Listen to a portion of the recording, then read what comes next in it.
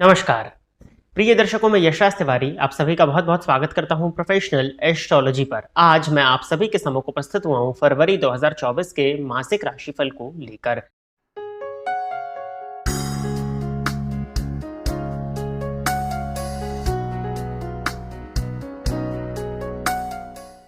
इस राशिफल के कार्यक्रम में हम चर्चा करने वाले हैं कि आपका फरवरी माह 2024 वर्ष का कैसा जाने वाला है। इस राशिफल के कार्यक्रम में हम आपके धर्म को, आपके कार्यक्षेत्र को, आपकी फैमिली लाइफ को, आपकी हेल्थ को, आपकी वेल्थ को, साथ ही साथ आपके करियर को डिस्कस करने जा रहे हैं। साथ ही साथ किन सावधानियों को आपको रखना चाहिए ताकि आप वर्ष 2024 के फरवरी माह को श्रेष्ठ बना सकें।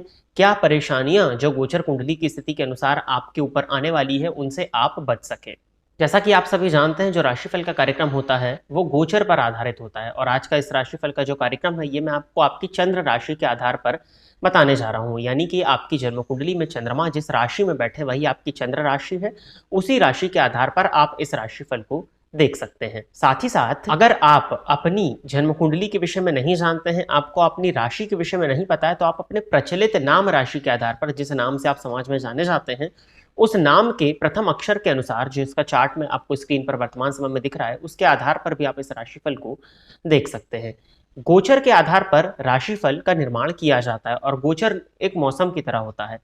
तो गोचर आपकी जन्म कुंडली की दशाओं पर निर्भर करता है। यदि आप अपनी जन्म कुंडली का संपूर्ण अध्ययन कराना चाहते हैं तो आप इस वीडियो को नीचे दिए गए नंबर पर कॉल या व्हाट्सएप के माध्यम से संपर्क करके हमारे कार्यालय में हमारा पर्सनल अपॉइंटमेंट बुक कर सकते हैं, जिसमें आपकी जन्म कुंडली पर व्यक्तिगत रूप से चर्चा हो जाएगी। अब हम इस कार्यक्रम को प्रारंभ करते हैं। उसके भी पहले फरवरी माह में जिन ग्रहों का गोचर परिवर्तित होने वाला है उनके विषय में मैं आपको बता देता हूं। 2 फरवरी 2024 के दिन बुध धनु राशि से निकल करके मकर राशि में प्रवेश करने जा रहे हैं। साथ ही साथ 6 फरवरी को मंगल धनु राशि को छोड़ करके अपनी उच्च राशि अर्थात मकर राशि में प्रवेश करने को जा रहे हैं। 13 फरवरी को शुक्र धनु राशि से निकल करके मकर राशि में, शनि की साधारण राशि में प्रवेश करेंगे और 14 फरवरी को सूर्य मकर राशि से छोड़ करके कुंभ राशि में प्रवेश करने जा रहे हैं। साथ ही साथ गोचर कुंडली में एक परिवर्तन और हो रहा है, वो ये है कि जैसे ही सूर्य राशि परिवर्तन करेंगे वैसे ही शनिदेव कुंभ राशि में अस्त अवस्था में हो जाएंगे। उस विषय पर भी हम चर्चा इस राशिफल में करते हुए चलेंगे। यदि आप हमारे चैनल के कार्यक्रम को देखते हैं और इस कार्यक्रम से आपका कुछ भी लाभ होता है तो आप इस वीडियो को लाइक करिए, साथ ही साथ इस चैनल को सब्सक्राइब करिए ताकि इन फ्यूचर जो भी कंटेंट मेरे द्वारा इस चैनल पर अपलोड किया जाता है उसका नोटिफिकेशन आपको मिलता रहे। यदि इस कार्यक्रम से आपका कुछ भी लाभ हो रहा है तो आप इस वीडियो को ज्यादा से ज्यादा लोगों के साथ में शेयर करिए ताकि ये कार्यक्रम उन तक भी पहुंच सके, उन लोगों का भी कुछ लाभ हो और उसका माध्यम आप बने।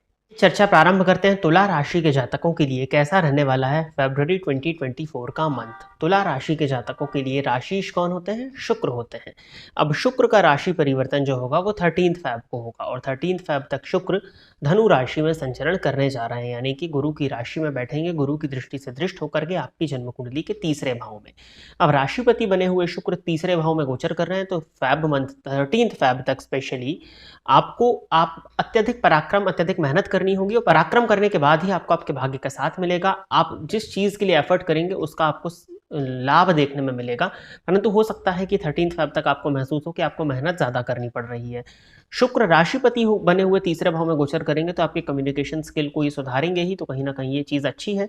छोटे भाई बहनों के साथ में यदि संबंध खराब चल रहे थे तो उन संबंधों को भी ये अच्छा करता हुआ दिखाई दे रहा है, स्पेशली 13 फेब तक। आपके लिए अगर मोटे तौर पर देखा जाए तो 13 फेब तक शुक्र का गोचर जो तीसरे में है वो 60 to 65% अच्छा ही है। थोड़ा सा नेगेटिव क्यों? क्योंकि मेहनत ज़्यादा करनी आपको पड़ रही है। मेहनत के अनुकूल आपको रिजल्ट उतना ज़्यादा नहीं मिल रहा है। जितनी मेहनत कर रहे हैं उतना ही लाभ मिल रहा है। भाग्य का साथ थोड़ा कम मिलता हुआ दिखाई दे रहा है। हालांकि शुक्र भाग्य स्थान को देख रहे हैं परंतु फिर भी भाग्य का साथ थोड़ा कम ही मिलता हुआ दिखाई दे रहा है। लेकिन हाँ, 13 फेब के बाद में जैसे ही शुक्र राशि परिवर्तन करके चतुर्थ में आएंगे, चतुर्थ भाव में शुक्र आकर के दिग्बली होंगे। हालांकि वो रहेंगे मकर राशि में, शनि की राशि में, परंतु अतिमित्र होकर के दिग्बली होंगे। तो आपके सुख में अभिवृद्धि होगी, आपको सुख मिलेगा, माता का सुख प्राप्त होगा, हर तरह का सुख, भूमि भवन वाहन का सुख जो आप चाह रहे थे वो आपको देखने में मिलेगा।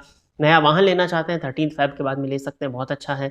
नई जमीन इत्यादि लेना चाह रहे थे तो वो भी बहुत अच्छा है। शुक्र की दृष्टि दशम स्थान पर पड़ेगी तो करियर के पॉइंट ऑफ व्यू से भी ये चीज काफी अच्छी रहेगी, क्योंकि लग्नेश दशम को देखेंगे तो करियर के लिए, सुख के लिए 13 फेब के बाद का समय आपके लिए ज्यादा ज़्यादा अच्छा आता हुआ दिखाई दे रहा है। रही बात अगर हम सूर्य की चर्चा करें, तो सूर्य आपके लाभेश होकर के चतुर्थ भाव में गोचर कर रहे हैं। तो लाभेश का चतुर्थ भाव में जाना कहीं न कहीं भूमि भवन वाहन का सुख तो आपको दे ही रहा है, परंतु आपके सीने में जलन की शिकायत हो सकती है, स्पेशली ये 14th फ़ैब तक रहेगा। तो अपने खान-पान का ध्यान रखिए। उसके अलावा अगर देखा जाए तो ठीक है। सूर्य लाभेश होकर के चतुर्थ में बैठे हुए हैं, तो हो सकता है कि आपके माता यदि वर्किंग हैं, अगर आपकी मदर वर्किंग हैं, तो उनको कुछ ग्रोथ मिले, परंतु उनके स्वास्थ्य में परेशानी आती हुई दिखाई दे रही है। अगर उनको बीपी इत्यादि की प्रॉब्लम रहती है, हार्ट से संबंधित प्रॉब्लम रहती है, तो आपको अपनी माता के स्वास्थ्य का ध्यान रखना चाहिए। आपकी मदर की हेल्थ में इस वर्ष, इस मंथ में परेशानी आती हुई दिखाई दे रही है। 14th फ़ैब के बाद में सूर्य राशि परिवर्तन करके पंचम स्थान में जाएंगे, तो लाभेश पंचम भाव में जाकर के लाभ स्थान को देखेंगे, तो लाभ के पॉइंट ऑफ व्यू से तो बहुत अच्छा है, इनकम के पॉइंट ऑफ व्यू से बहुत अच्छा है, परंतु सूर्य शनि की युति पंचम भाव में बनेगी, तो कहीं ना कहीं आपकी संतान के साथ में आपके मतभेद हो सकते हैं। संतान के साथ में संतान जो आप कह रही है वो आप ना माने, या जो आप कह रहे हैं वो आपकी संतान ना माने, या फिर संतान के स्वास्थ्य में परेशानी, संतान को लेकर के किसी ना किसी तरह की परेशानी आपको हो सकती है, स्पेशली 14th फ़ैब के बाद में। तो उसके लिए मैं आपको कुछ उपाय बता दूंगा, उन उपायों को आप कर लीजिएगा। बाकी बुध आपकी गोचर कुंडली के हिसाब से भाग्यपति बनकर के चतुर्थ भाव में गोचर करेंगे, तो ये मंथ, फ़ैब का मंथ आपके लिए ओवरऑल देखा जाए तो सभी तरह की सुख सुविधाओं को लेकर के आ रहा है। विद्यार्थियों के लिए भी अगर हम देखते हैं, तो विद्यार्थियों के लिए भी समय अच्छा है। आपका कॉन्फिडेंस बढ़ चढ़ करके रहने वाला है, आपके ज्ञान में भी वृद्धि होने वाली है, और साथ ही साथ उस ज्ञान को आप लोगों के बीच में अगर पेश करना चाहते हैं, तो वो भी आप फ़ैब के मंथ में कर सकते हैं। तो कहीं कोई परेशानी मुझे नहीं दिखाई पड़ रही है। दाम्पत्य जीवन में यदि उतार चढ़ाव था, तो उसमें भी कमी आ जाएगी। कारण क्या है कि मंगल राशि परिवर्तन कर देंगे 6th फ़ैब को, और चतुर्थ भाव में आपके आ जाएंगे। तो चतुर्थ भाव में जैसे ही मंगल आएंगे, तो सप्तम पति चतुर्थ में जाकर के उच्च के हो जाएंगे। अब मंगल का स्वभाव है, चतुर्थ में जाते हैं तो थोड़ी सी ग्रह कलह करते हैं। तो जब आप प्रेमी के, अपने जीवन साथी के बहुत ज़्यादा करीब आएंगे, दो बर्तन आएंगे, तो टकराव तो होगा, तो थोड़ी आवाज़ होगी, परंतु वो उच्च राशि में बैठे हुए हैं, तो पत्नी के साथ में भी यदि संबंध में उतार चढ़ाव था, जीवन साथी का कहने का मतलब है, यदि आप स्त्री हैं तो पति के साथ में, पति या पत्नी मेरी जीवन साथी के साथ में यदि संबंध खराब हो रहे थे, संबंध में उतार चढ़ाव था, तो 6th फ़ैब के बाद में मंगल का राशि परिवर्तन होने के बाद में इसमें कमी आएगी। हाँ, आप थोड़ा सा पॉसेसिव हो सकते हैं, तो पॉसेसिव होने से बचिए। बाकी देखा जाए तो ओवरऑल फ़ैब का मंथ तुला राशि के जातकों के लिए अच्छा ही दिखाई पड़ रहा है। प्रेम संबंधों के लिए भी अगर हम देखते हैं, तो मंगल और शुक्र की युति बनी हुई है, आगे भी बनने ही वाली है, और प्रेम भाव में सूर्य शनि की जब युति बन जाएगी पंचम भाव में, मेनली 14th फ़ैब के बाद में, तो आपको थोड़ा सा रोमांटिक लाइफ में, लव रिलेशनशिप में परेशानी देखने में मिलेगी। बाकी ठीक ही है। देखिए, मैं बहुत ज़्यादा अच्छा भी नहीं कहूँगा लव के पॉइंट ऑफ व्यू से, रिलेशनशिप के पॉइंट ऑफ व्यू से तुला राशि के जातकों के लिए इस मंथ को ओवरऑल एवरेज है, ठीक है। पहले से यदि कोई परेशानी चली आ रही थी, तो वो भी यथावत रहती हुई ही दिखाई दे रही है। बट हाँ, शुक्र का गोचर जैसे ही चेंज होगा, तो कुछ हद तक उसमें बातचीत होकर के क्लैरिटी आपको मिल सकती है। बट हाँ, रोमांटिक लाइफ के पॉइंट ऑफ व्यू से तुला राशि के लिए फ़ैब का मंथ कोई बहुत ज़्यादा अच्छा नहीं है, तो कोई बहुत ज़्यादा बुरा भी नहीं, एवरेज ही दिखाई दे रहा है।